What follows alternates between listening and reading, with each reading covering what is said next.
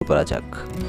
সাধারণত কবুতরের ডিম দেওয়ার 17 থেকে 18 দিন পর থেকে বাচ্চা ফুটতে শুরু করে।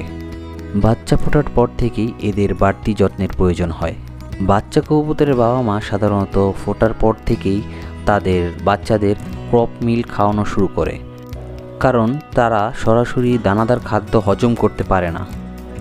অনেকেই হয়তো জানেন না ক্রপ মিল কী। ক্রপ মিল হলো যখন কবুতরের বাবা মা তাদের দানাদার খাদ্য সরাসরি না খাইয়ে তখন তারা মুখে অনেক দীর্ঘ সময় খাবারটা রেখে নরম করে তারপর সেই খাবারগুলো তাদের বাচ্চাদের খাওয়ায়, যাতে তাদের বাচ্চারা খুব দ্রুত খাবারগুলো হজম করতে পারে।